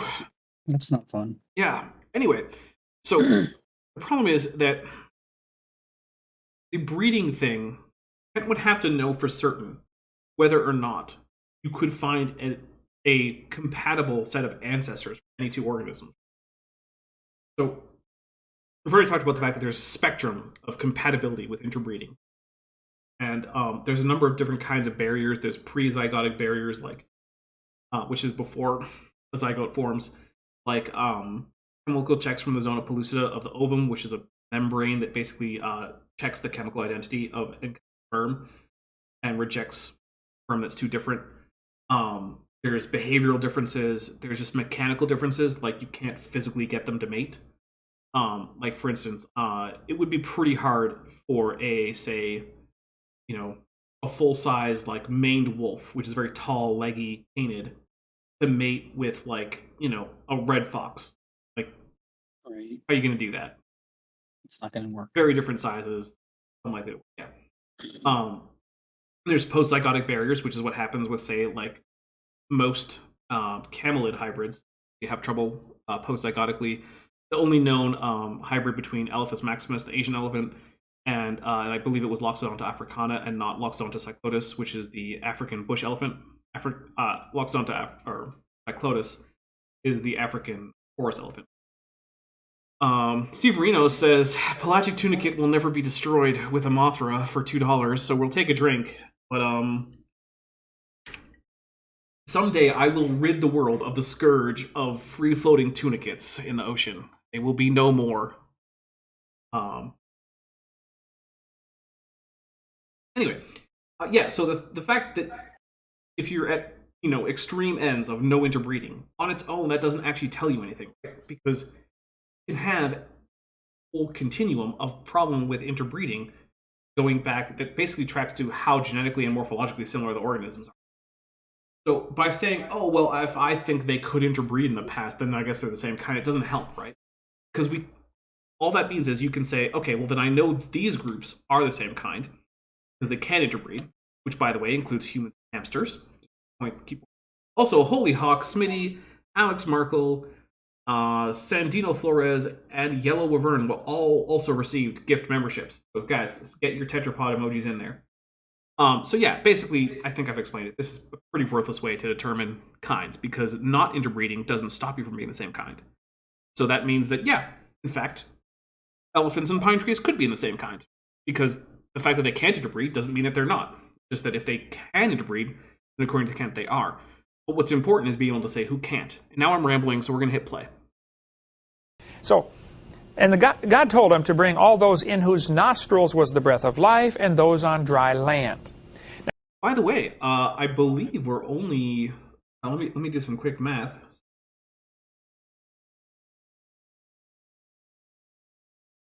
Yeah, I think we are only 80 away from the next two episodes. Yeah, which makes us 30 away from the next Feather episode. Which actually won't actually be the next one I make, because I've already promised to use some fan art for that. So it would be the one after that, if you guys did hit the 150 for Feather. Here's what will happen. Some skeptic or scoffer will figure out how many species of animals there are in the world. Mm-hmm. He won't figure the kinds, he figures the species. Well, you don't have a definition at all for kinds, whereas he does have a definition for species. So at least that's somewhat possible, even though species are fake. He can do it, at least. Yeah, Alien Bird says African bush elephant, which is Loxodonta africana, ex-African savanna elephant. Oh, did I mix up bush with savanna instead of forest? Whatever. Basically, Alien Bird is saying that the two species of genus Loxodonta africana, Loxodonta, and so also My Unfurnished Journey for $2 says AIG is a handbag full of horse hoses. Take a drink. And I'll drink again for alliteration. And also, Arachamian sends a $20 super sticker that says "Woot." Thank you very much. And Royalyn Hutchins, I'm hoping I'm saying right, for $2 says 422. So, yay! Yeah. All right, here we go. And then he figures including all the fish and including all the insects, and he says there are X number million species in the world. Well, this number is derived because modern-day scientists have decided that certain animals are different species. I mean, yes, yeah. I guess that's true. We'll take a drink. They figured that out. They figured it out. Congrats. Those scientists. Steve Reno says that YouTube needs a pelagic tunicate super sticker. They absolutely do not. Yeah, they do. Yeah, they do. It's a good idea. But if you stand back and look at them, they're the same kind of animal. I mean, we got dog, wolf, coyote. There's three simple examples that... Two, because remember, dogs are in the same species, but okay. Are the same kind of animal, and probably had a common ancestor, but they're three different species. So they will... Two separate species. He's within an order of magnitude. True. I'll give it to him. He's not saying they're 20 different species. Set up a straw man by claiming there are millions of species in the world, and there are. Way too... Too Young to Feel Us Old says, for tutu and feathers. Thank you very much. Which actually does get us feathers. That is feathers set right there. Feathers. Good work. Too many species to go on the ark. Way too many. And they'll say, are there too many species to fit on the ark? I say, I agree. But you think it happened? You think what happened? You think he put all those species on the ark? Oh, no. I think he put all the kinds on the ark. Vishanti makes a good point. Remember, Kent believes that there's a truth, TM, that must be given from on high and revealed via divine inspiration. Yeah, he does. He brought them after their sort, only those in whose nostrils was the breath of life, and only those on dry land. Take out the fish. Actually, it doesn't just say all those in whose nostrils was the breath of life. The thing is, elsewhere in the text, it says that all the creeping things of the earth perished, which means they would have to be, it says all flesh that was not in the ark, and it includes all those in whose nostrils was the breath of life, and all the creeping things perished from the face of the earth. Which means Noah did have to bring in all of the various little bugs, because according to the Bible, they all died if they weren't on the ark. So, do we still have bugs? Bent, have you seen an insect recently? I have seen insects a lot in my lifetime. Okay, so they're still alive. And it's important to note that my lifetime, all of it takes place after this alleged flood. Yes, all of it. Good point. Okay, and also... Yeah. The Bible says that they would have died if they weren't on the ark. So, does that mean that insects had to be on the ark if the story is true? It seems like it. I mean, I'm not a master in the study of logic, but it seems like it's necessary for them. Anything that was creeping would have to have been on the ark. Yeah. Like a snake. Does seem like that. And if not, they're extinct. Hmm? The insects, they don't breathe through nostrils. Except they would have died, so problem. Insects absorb oxygen through their skin. Again, it's through spiracles. It's not just their skin. I'm getting really tired of saying it. I'm gonna take a drink.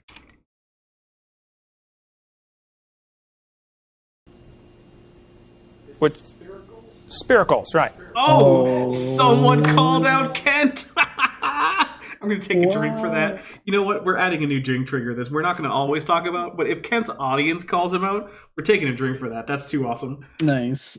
Yeah, I don't know if I'm going to say it as a rule, but like, my goodness, Kent's own audience calling him out is too awesome. It's called a spiracle. It's a hole in the skin where they pull oxygen in, and that's how they get it. And we get into the surface area to volume ratio problem. Did we do that in one of the classes here? Yeah, like the previous one, man. Yeah, we did. Here? Yeah. As an insect gets larger, it ends up effectively having less skin per cubic inch of meat, and so it can't get enough oxygen to breathe. So what do we have insects now? Well, we have insects. Oh my goodness. That was a really good question. That guy did not raise his hand either. Oh my goodness, I'm taking another drink for that. That's awesome. That's pretty good. There's someone with a brain in Kent's audience. My goodness. Also, I'm running out of this drink after that 10 super Kent, or was it 10 gift subs? There it is, yeah. Or gift memberships because we're on YouTube. Right. Gift membership. That aren't as big. We still have them. They're just not as big. Were they on the ark?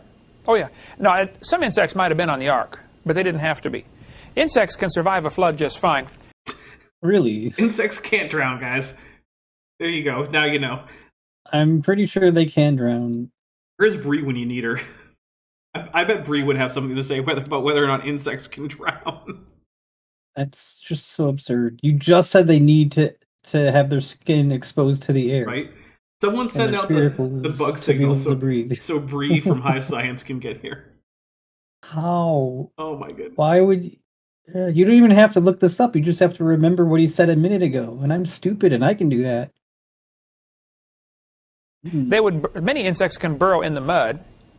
Okay, the mud that's under many cubits of water? Yeah, I feel like that won't help, but okay. There's a bunch of air. Some spiders can take an air bubble down with them and build. That's true. Yeah, some spiders can take an air bubble down with them and build little nests. Okay, so they didn't need to bring 2 spiders on the ark. That saves. Because apparently spiders are all one kind, maybe. I don't know. Build their nest underwater, you know. Yeah, the fearmonger says, as someone who used to farm bees and had a pool in their yard, insects can absolutely drown. Yeah, I mean, there's a pool here, and insects drown in it all the time. All the time. There's so many every single day. Oh. It doesn't take much air to keep an insect happy for a long time. Plus, I suspect during the flood you would get turbulent areas where you would have, you know, stuff trapped. The big thing, I think... What, air bubbles, Kent? Is that what you think is going to be trapped? Air bubbles for all of the insects. Oh, I'm taking another drink. This is too much. Him trying to actually go in depth as to how insects survived the flood is so amazing. They're so small. Come on. This is amazing. This is... What are they going to eat? Each other. They're just floating in the water that's miles high. Oh my goodness. Tesla Ranger says Insect Atlantis. I don't...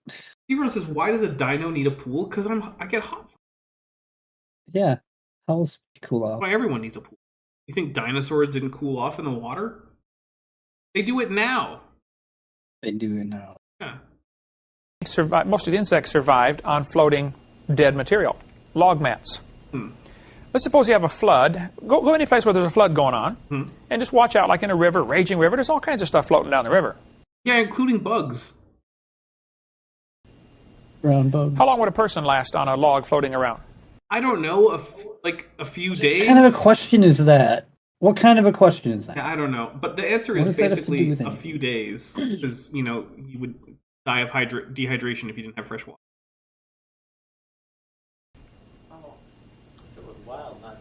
Yeah, a week maybe, if he's lucky, right? That's pretty long. That's a very optimistic estimate if there's no water. Sure, he's going to fall asleep, so sooner or later. Now, how long would an insect last on a floating log mat? Some insects don't even live a whole week. So, I mean, there's that problem, whereas that would deprive many of the insects that don't even last a year of their entire, full generation cycle, because they wouldn't have anywhere appropriate to lay their eggs. But, yeah, an insect is also not going to last very long on a log mat unless they have access to clean drinking water. Yeah, this is the thing. Theormonger points out that is Kent officially endorsing vegetation mats? Someone tell Matt Powell. Yeah, for some reason, Matt Powell just doesn't believe that vegetation mats exist, whereas Kent is here relying on them, and until at least recently, those two were living together. Now, I hear that Matt Powell is going off to do, travel preaching. I don't know if that means that he is going to be sticking around at Dinosaur Adventureland between those trips. That's still going to be his home base. Or if he's just gone from Dinosaur Adventureland. I hope for his sake, or for the sake of his kids, that he's just taking them all away from there. I really care about Matt Powell, but he has innocent children who don't deserve that. Yeah. Build a new colony. Right? Start a family. I mean, so insects survive floods. Today we have all these varieties of dogs, and they probably came from a common ancestor. It was a dog. Well, canid, but sure, whatever. I don't. And Noah probably never saw a Chihuahua. That's definitely the case, since Chihuahuas were bred essentially in what's now Mexico. And that would have had to be now after the flood if we take this whole thing seriously. So yeah, sure. Right. Yeah.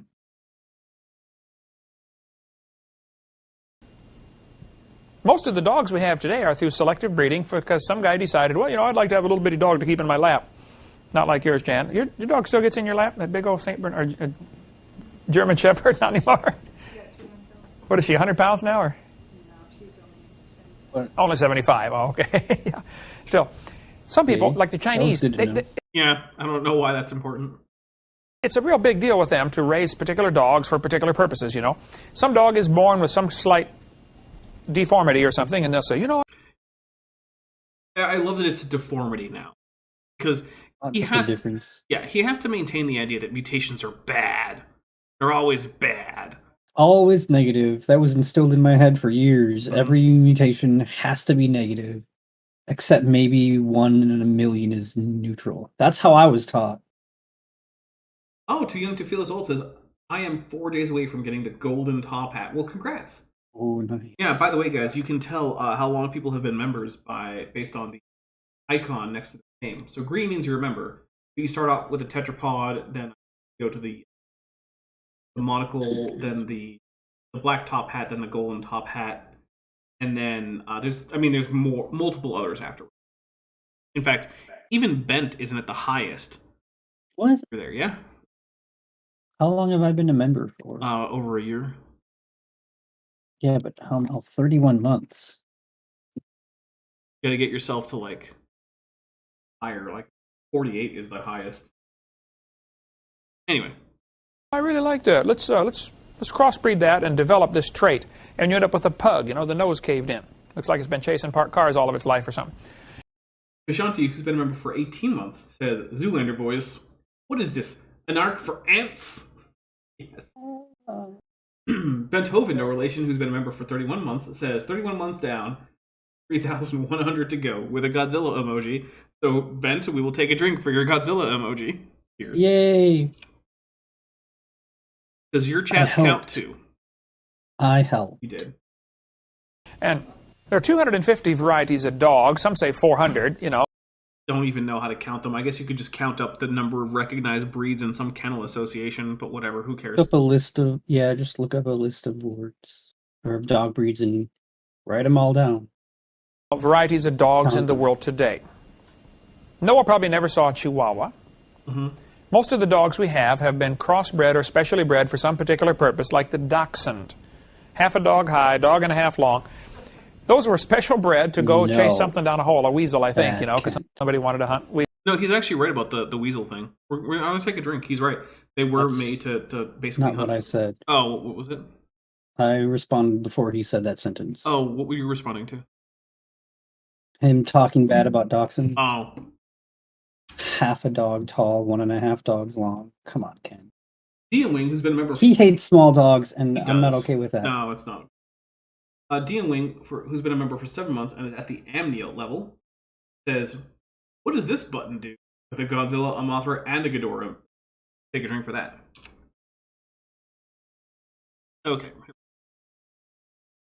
Weasels or whatever it was, It was basically weasels. Ferrets. So they kept finding dogs with shorter and shorter legs, and pretty soon you got a whole species of those things. No, it's not a species, but okay, Kent. Or not a species, you got a whole He's making me dumber. Yeah, he is. Variety of dog. Now, like our dog Nicky over there, he's a Canardly. I tell folks you can hardly tell what kind he is, so he's a Canardly. And no one laughed. We'll take a drink for a joke that didn't land.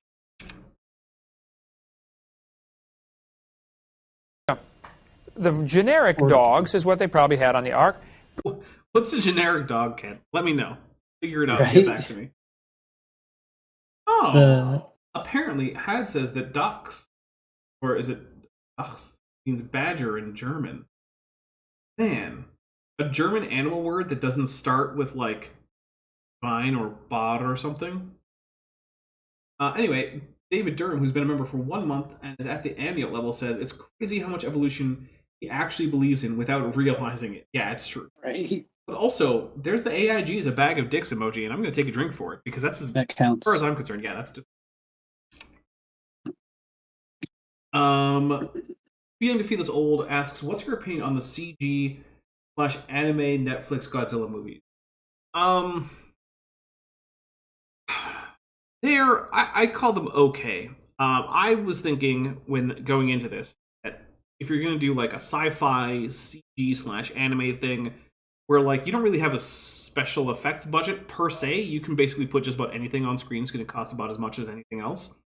That we would get a whole lot more really awesome giant monster battles, and instead we basically got one kind of lame one. But on the other hand, I actually do like the stories that they told, and I thought that there was some interesting. So like, I don't know. I feel like as Godzilla movies, they were a little bit of a letdown, but as movies overall, I thought they were fine. Although the second one was really, really slow. So what I would like, I kind of wish we could like condense the second movie. I don't know, like a 45-minute like featurette or something instead of the actual like what was it, an hour and a half movie that it really was, because it just took so long. And also like we're in Mechagodzilla City, but we don't actually see a Mechagodzilla. I think that's a loss there. That's kind of lame. Yeah, no, Steve, I don't know much German. Sorry. I've been pretty open about not knowing very much German at all. Many languages, or several languages, but not German. Well, I know a little bit of German. Like I can say Kuh for cow, Pferd for horse, Hund for dog, Katze for cat. Like I know some of the animal words, just not. They're naming all the species, all the kinds. All the kinds, yeah. It's a very good possibility that the horse and the zebra have a common ancestor, and the burro. Stand 30 feet away and look at them, folks. You're talking about the same kind of animal.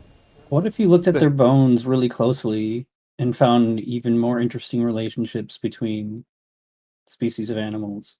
Yeah, like what if you looked at the earliest horses that we could see in the fossil record that had, like 4 or 5 toes, and then you looked at the nearly identical earliest rhinoceroses that also had 4 or 5 toes, and you notice how skeletally they're almost identical. What if you did that? Then from 30 What feet if you away, made a career out of doing things like that? Yeah, which numerous putting in people that much have done. time, thousands of hours. Yeah, weird. Just do it. Just look at it. All right, well, here we go. Doesn't prove a horse and a banana have a common ancestor. And I always use an absurd example like that to try to shock them into reality. Think it's not an absurd example, but also on a banana isn't. I mean, that's just the fruit. Like you probably mean a banana tree. Whatever. Right. I mean, I know what he means. He means a banana tree, and I think everyone knows that. But it's just weird that he says a banana. It's like saying, like if you were to use 2 different animals, it would be like saying, oh, hey, did you know that like a snake isn't related to like I don't know a bird egg? It's a weird way to put it. Like, why would you say bird egg? Like, why would you specify that? Yeah. Wow, you're right. What I believe is dumb. No. And could you be accused of setting You know what though? I want to clip Kent saying, "Wow, what I believe is dumb," because that needs to be a clip, guys. Remind me. Send me like DMs on like Discord or something. Remind me to get a clip of Kent saying, "Wow, what I believe is dumb," and the timestamp. Clip that. The timestamp you want to send me is 42 minutes. Well, it's actually minus 42 minutes because how much is left to go. But remind me of that because I need that as like a reaction GIF plus like a clip that I can slip into videos here and there is just Kent saying, "Wow, what I believe is dumb." That's a soundbite for some music that I'm making. Ooh, there you go. Or maybe for all the music I'm making. Yeah. And you know what? Yeah, it'll be out of context. I don't care. It's only there. It's only for memes. It's a quote mine. Yeah, look, it is, but it's for meme purposes, so I don't mind. Right. A straw man like that, or no? That's really a fact. That is what they teach. Yeah. I'm not like saying, you believe this came from a rock. Some people are arguing just said I'm a straw man. That's because that is a straw man, dear audience member. I get him all the time. Get mad at me for saying that, and I say he's admitting it. He's right now. He's about to admit it. I'm taking a drink while we listen to this. Okay, is what I'm saying correct? Do you believe we came from a rock? And they say no. I've heard them do it. I've heard many people do it. And they'll say not directly, no. No, they don't say not directly. They say no. Okay, well, indirectly, yeah. Do you believe it? I'll give you all the billions of years you want. Time is not. I'll give you 50 zillion years. I don't need that many. Not a number, but okay.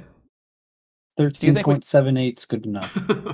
Came from a rock, and they have to say yes. No, they don't. But they don't want to say yes because then they might realize how dumb this is. Why would you have to say yes? Yeah. And why would saying yes be dumb? Like, it's not true, but... I mean, this is the guy who literally thinks that humans were formed out of dust. He thinks that humans came from rock. Mm-hmm. It's what he thinks, and he doesn't realize it. Willingly ignorant is the best way I can describe it. Okay. Skeptics will say, how to know if it those millions of animals on the ark? Hey, you know what? We're going to get to how did skeptics will say next time. Okay. Because we are coming up on time to wrap this up. We've been going for an hour, 54 minutes. And, yeah, Bent, what do you have you want to talk about? I want to plug Power Rangers RPG on Top Hats off a week from tomorrow. I think is our next scheduled game. That is the next scheduled game, assuming that everyone is there, which is a bit of an assumption. And then if you want to listen to someone mentioned earlier, yes, this show today has a new song for season 2, Kent with Bent.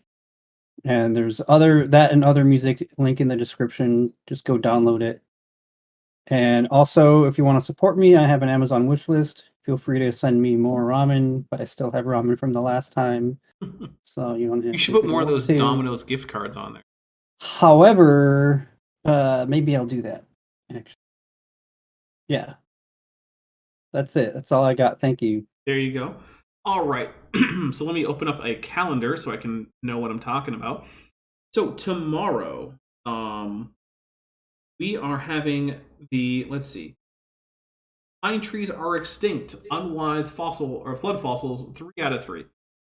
That is the finale for the Kurt Wise nonsense. And yeah, in that one, you will see that Kurt Wise puts on screen a chart that indicates that pine trees went extinct during the flood of Noah. Which, I don't know about you, Bent, but I feel like I've recently seen pine trees. I have pine trees in my yard. Yeah, so, like, no. But yeah, Kurt Wise, for some reason, has a chart indicating that, yes, in fact, pine trees are extinct.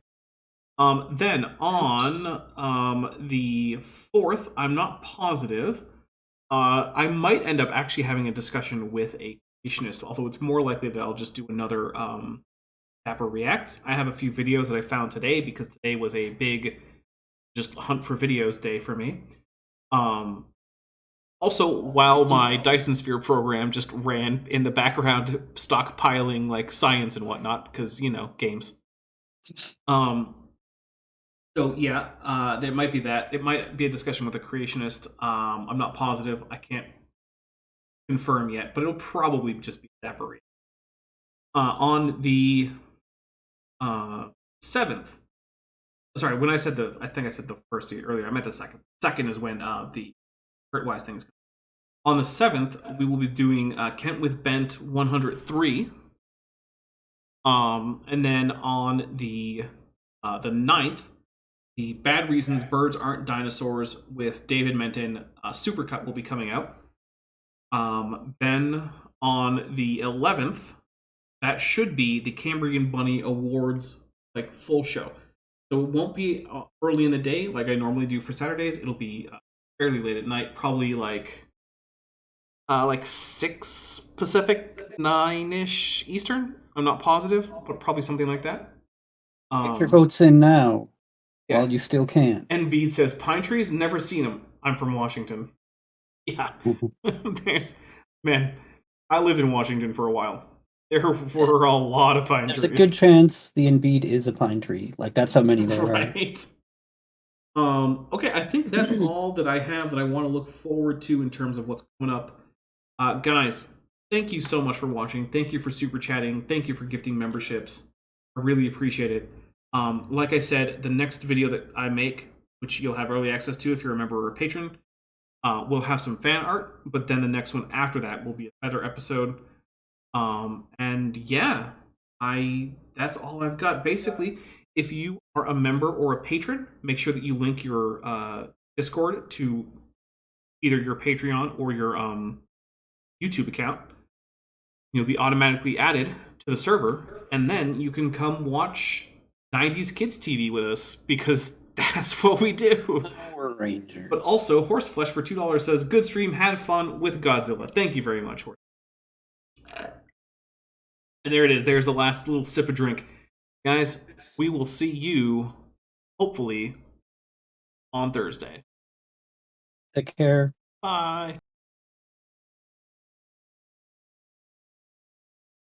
Thanks for watching, but before you go, I just want to say a special thank you to my channel members and my patrons, especially those pledging $20 or above. Bob Knob, Work in Progress, Bent Hovind, Tapioca Weasel, Denny5252, Ian Chen, Landon Knoll, Mabdy Babdy, San, Sphincter of Doom, The Venerable Veed, Eleran Teller, and Pat L. Dennis. As you probably know, YouTube is a very volatile platform, and from month to month my income on the channel can swing wildly.